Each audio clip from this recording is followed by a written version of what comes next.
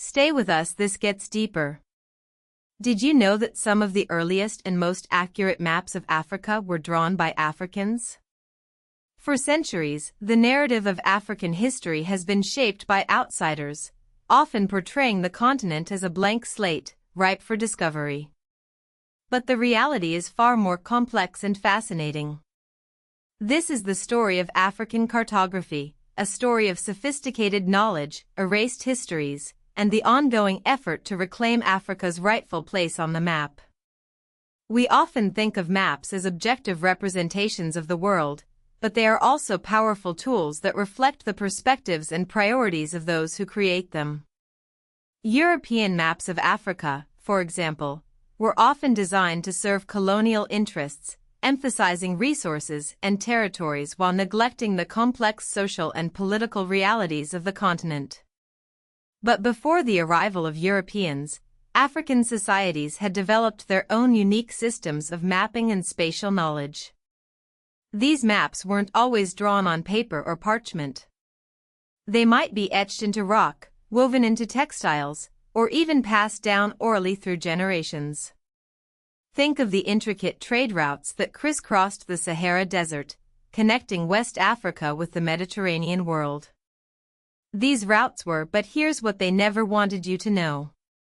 Not just lines on a map. They were living networks of relationships, knowledge, and exchange, meticulously maintained by Berber and African traders.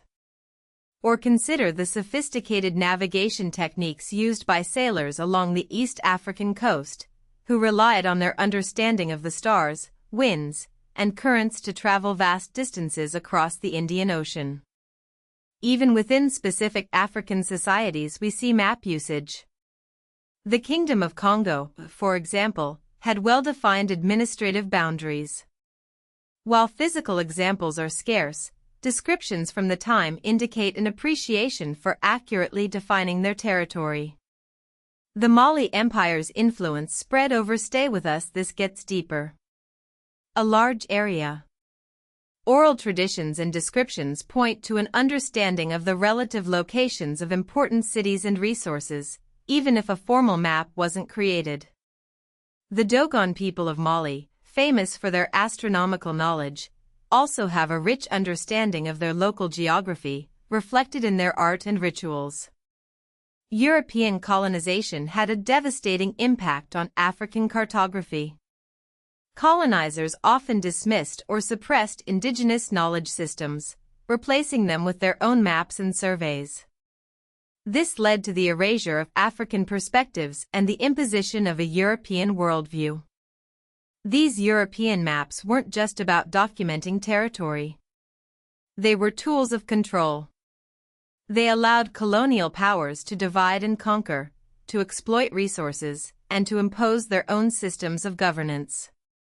The Berlin Conference of 1884–85, where European powers carved up Africa among themselves, is a stark example of this. The maps used at that conference were not neutral representations of reality. They were instruments of power, used to justify the partitioning of an entire continent. But the story of African cartography doesn't end with colonialism. Today, African scholars and activists are working to reclaim their cartographic heritage, rediscovering and reinterpreting ancient maps, and creating new maps that reflect African perspectives and priorities. This is a story of resilience, of knowledge that has survived despite attempts to erase it. It's a story of the ongoing struggle to decolonize knowledge and to reclaim control over how Africa is represented in the world. It's a story of a continent that has always been mapped, always been known, always been understood, but whose own understanding has been too often ignored. The challenge now is to ensure that African voices are heard, that African perspectives are valued, and that African knowledge is used to shape the future of the continent. Subscribe to Punai Afrik for more African history and wealth wisdom. Follow for more untold African stories.